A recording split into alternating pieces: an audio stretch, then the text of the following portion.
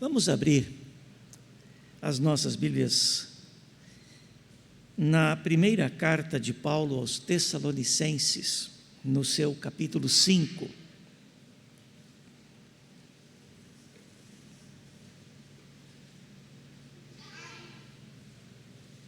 Primeira carta aos Tessalonicenses, no capítulo 5, o versículo 19 traz a seguinte exortação: não apagueis o espírito.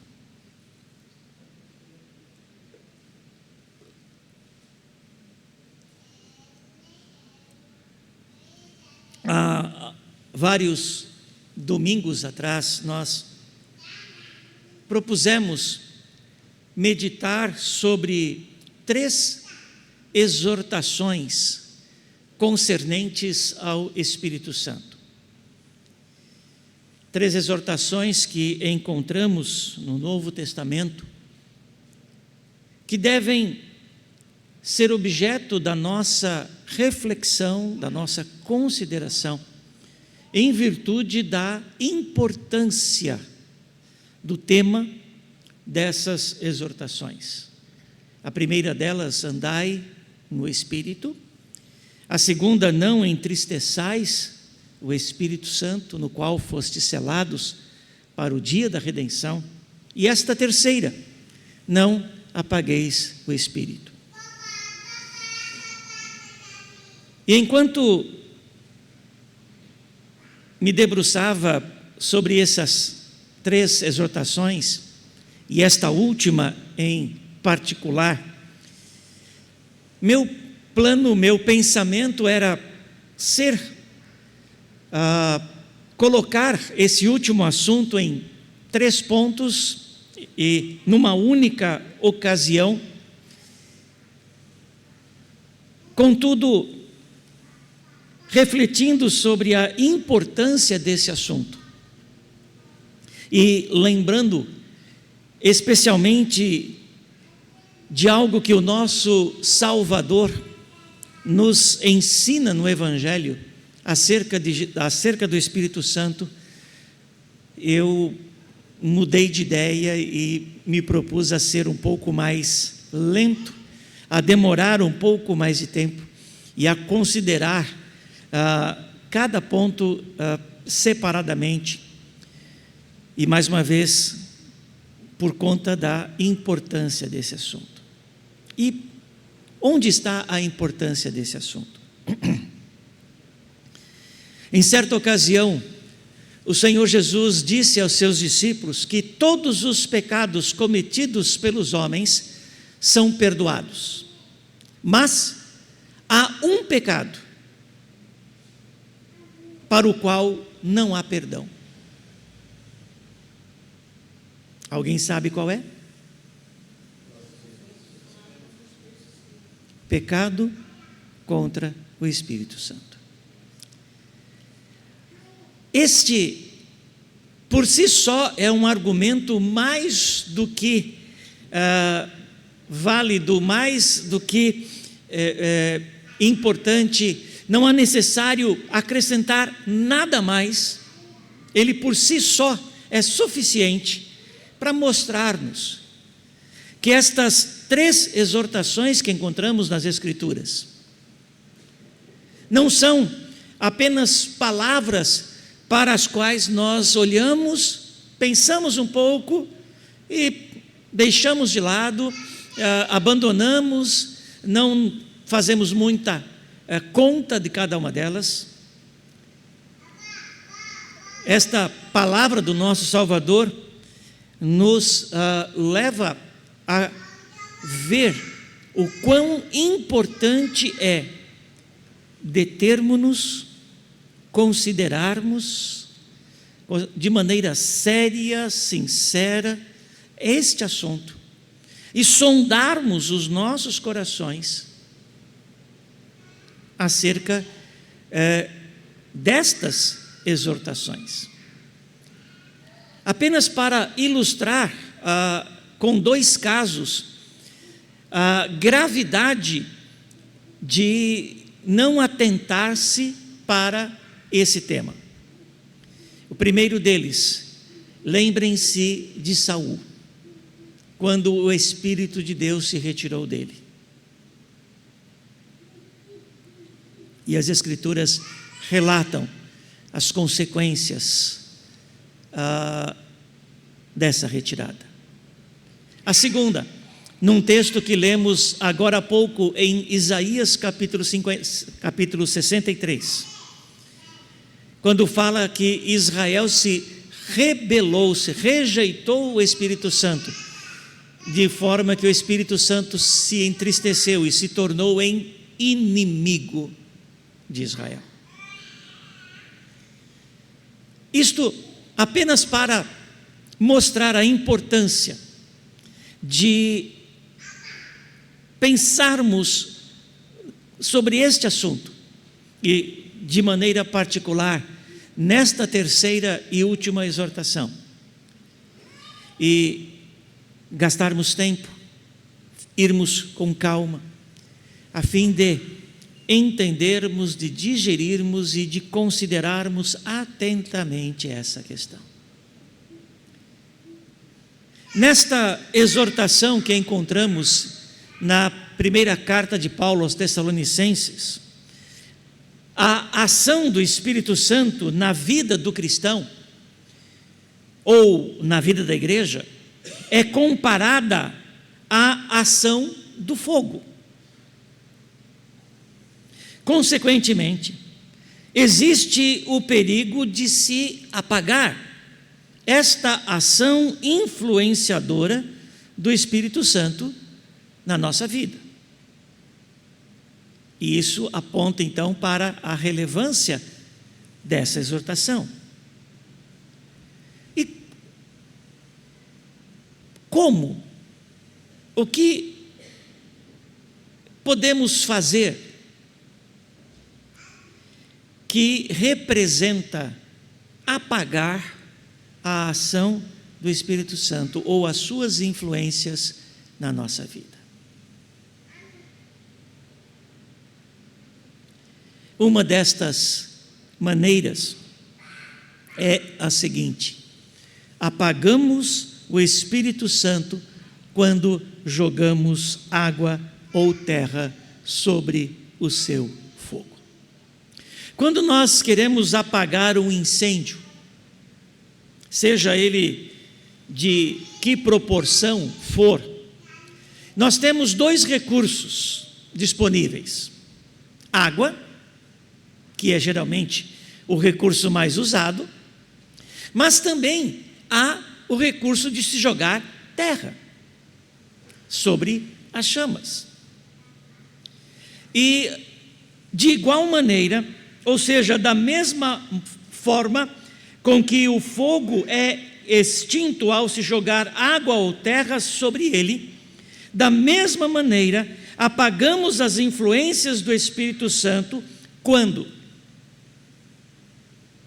favorecemos ou toleramos concupiscências ou paixões carnais na nossa vida. Ou também, quando nos ocupamos apenas com as coisas terrenas. Para exemplificar isso, vamos considerar algumas porções das Escrituras. A primeira delas, na carta aos Romanos, capítulo 8. Nós, como cristãos, habitados pelo Espírito Santo, podemos jogar água ou terra sobre ele quando permitimos que as nossas concupiscências, os nossos desejos pecaminosos e as nossas paixões carnais exerçam mais influência sobre nossa vida do que a influência exercida pelo Espírito Santo. Lá em Romanos, no capítulo 8, Do versículo 5 ao versículo 8, a Escritura nos diz: porque os que se inclinam para a carne cogitam das coisas da carne, mas os que se inclinam para o Espírito cogitam das coisas do Espírito.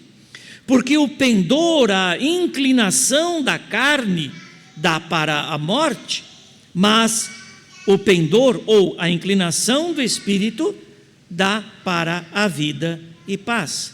Por isso, o pendor ou inclinação da carne é inimizade contra Deus, pois não está sujeito à lei de Deus, nem mesmo pode estar. Portanto, os que estão na carne não podem agradar a Deus. Temos aqui uma exemplificação do que significa jogar água ou terra sobre o fogo do Espírito Santo nas nossas vidas. Em nossas vidas como cristãos, existe de um lado a nova natureza em Cristo, implantada em nós pela graça maravilhosa do nosso Deus. E há, de outro lado, resquícios da velha natureza, da natureza pecaminosa, que é chamada aqui nessa porção da Escritura de carne. Carne aqui não está se referindo ao corpo, mas a esses resquícios, a esses hábitos, costumes ainda permanentes em nós, que vêm da nossa natureza pecaminosa. E estas duas coisas procuram exercer influência sobre a nossa vida, os nossos pensamentos, as nossas escolhas, as nossas decisões, as nossas ações, as nossas reações, os nossos conceitos, enfim, sobre a nossa vida. E colocados então diante destas duas influências, nós podemos favorecer, inclinarmos-nos para as coisas da carne, para os hábitos da velha natureza pecaminosa que ainda permanecem em nós, os desejos pecaminosos que ainda sondam o nosso coração, a nossa mente, ou podemos resistir, dizer não a essa influência, a essa inclinação e nos inclinarmos para uma outra influência, que também está presente em nós, que mora em nosso coração, o Espírito Santo.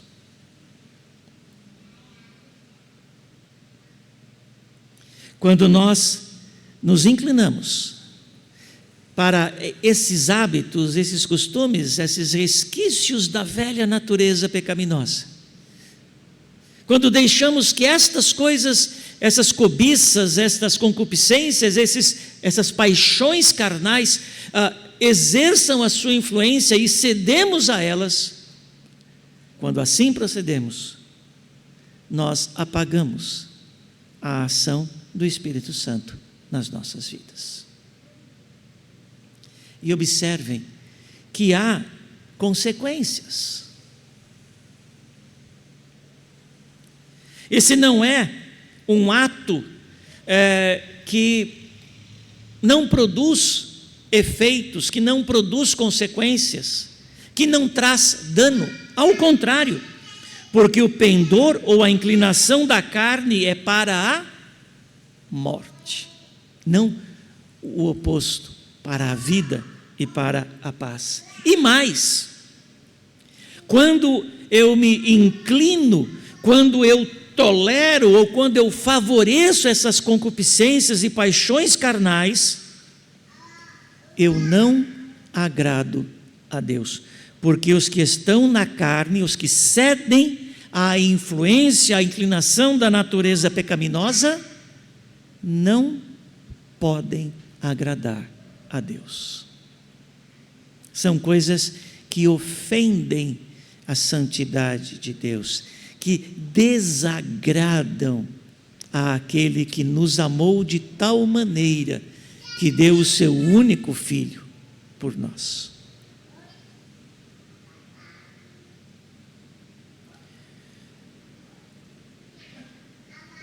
Quando favorecemos conscientemente, quando toleramos em nossas vidas concupiscências ou paixões carnais, quando nos inclinamos para a influência da natureza pecaminosa, quando resistimos ou não nos inclinamos diante das influências do Espírito Santo em nossas vidas, nós apagamos o Espírito.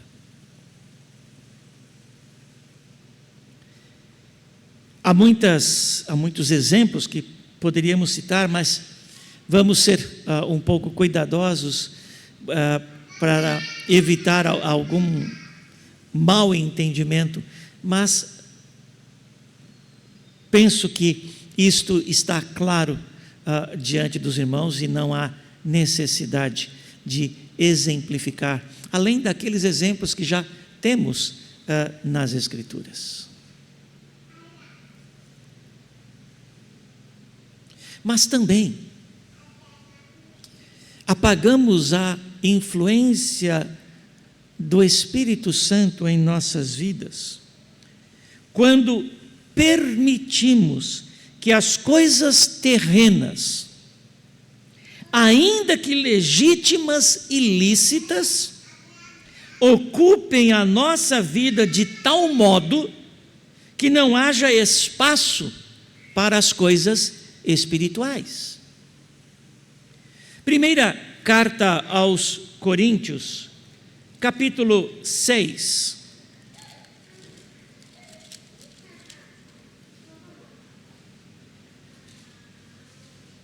Primeira carta aos Coríntios, capítulo 6.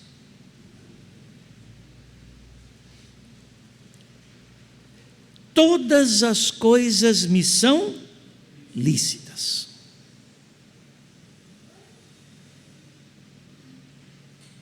mas nem todas convêm. Todas as coisas me são lícitas, mas eu não me deixarei dominar por nenhuma delas.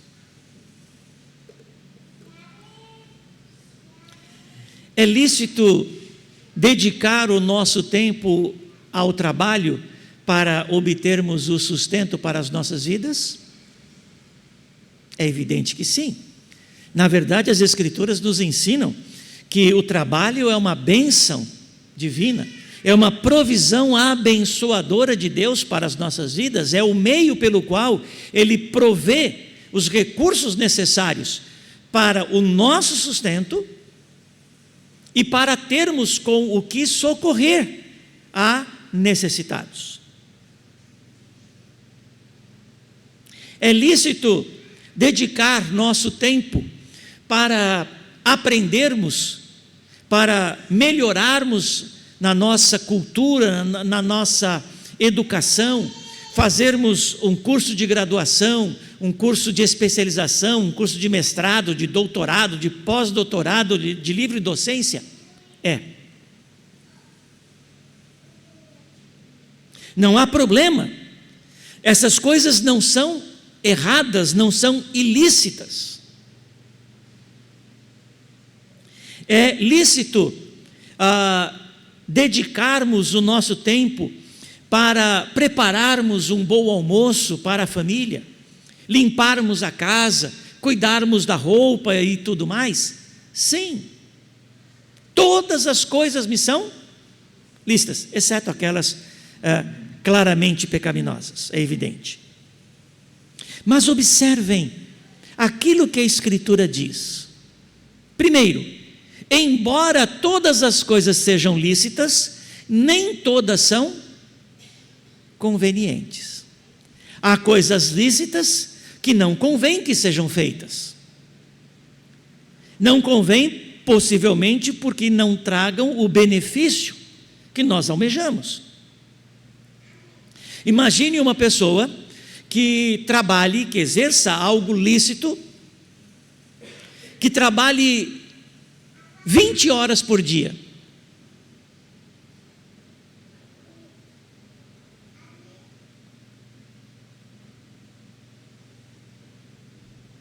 Convém?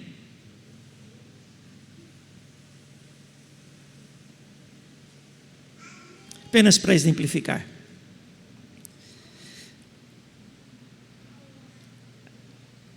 Mas há um segundo ponto aqui. Todas as coisas me são lícitas, mas eu não me deixarei dominar por nenhuma delas. Ou seja, as coisas lícitas não podem exercer o controle, o governo sobre nossas vidas. Nós não podemos nos tornar servos e escravos, nem mesmo das coisas lícitas.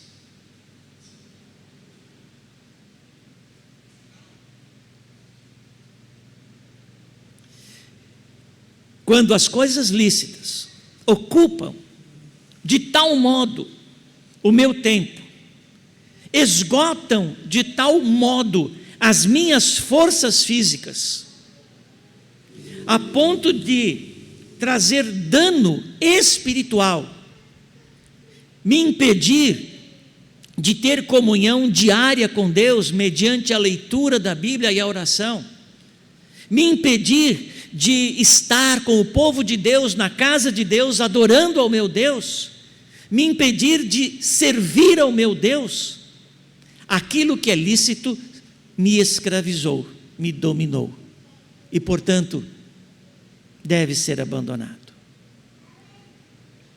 Porque se eu me deixar dominar por essas coisas terrenas, ainda que lícitas, ainda que legítimas, essas coisas serão como água jogada sobre o fogo da influência do Espírito Santo na minha vida.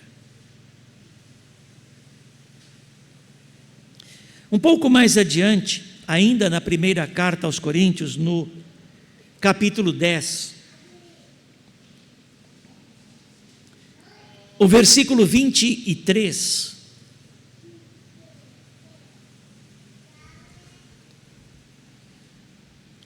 volta ao mesmo assunto, falando da liberdade cristã e dos seus limites, e a Escritura diz assim: todas as coisas são lícitas, mas nem todas convêm, à semelhança do que lemos lá no capítulo 6, mas a segunda parte muda e adiciona algo importante: todas as coisas são lícitas, mas nem todas produzem crescimento espiritual, nem todas trazem benefícios espirituais, porque de alguma maneira essas coisas lícitas prejudicam a nossa vida espiritual.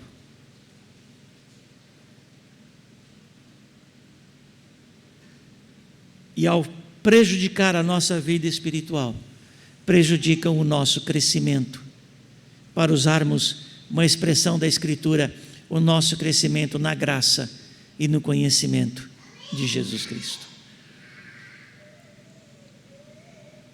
Então, quando permitimos que as coisas terrenas, as coisas da nossa vida, deste mundo, que são legítimas, que são lícitas, quando permitimos que estas coisas preencham e ocupem a nossa vida de tal maneira, preenchem o nosso tempo, ocupem o nosso esforço, ocupem a nossa mente de tal modo que não sobra nem um pedacinho, nem um minuto para dedicarmos à nossa vida espiritual, ainda que essas coisas sejam legítimas e lícitas, elas são como água ou como terra jogada sobre o Espírito Santo, e ao nos deixarmos dominar por elas, nós apagamos o Espírito.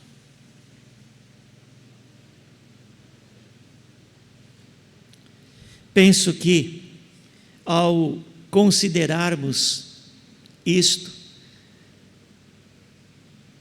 certamente veio à mente dos irmãos alguns exemplos. Talvez em sua própria vida, talvez na vida de alguém que vocês conheçam.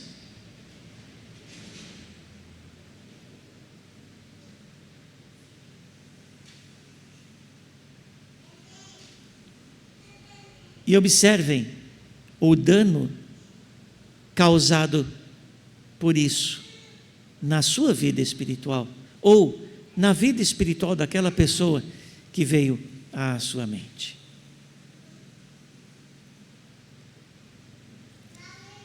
Não apagueis o Espírito. Esta exortação é de suma importância e de grande valor para as nossas vidas. Pois trata-se de um relacionamento direto, pessoal e atual com a terceira pessoa da Trindade, com aquele que veio habitar em nós, em nosso coração, com aquele que veio ser o nosso consolador, o nosso advogado, o nosso mestre, aquele que intercede por nós, o Espírito da graça, o Espírito da verdade. E apagar a sua influência, apagar o seu fogo em nosso coração, é danoso, significativamente danoso para a nossa alma. E fazê-lo em relação à igreja, a mesma coisa. Não apagueis o Espírito. Que o Senhor nosso Deus, na sua graça maravilhosa, por meio da sua palavra e do seu Espírito, nos lembre continuamente desta e das outras exortações acerca do Espírito Santo nas nossas vidas. Amém.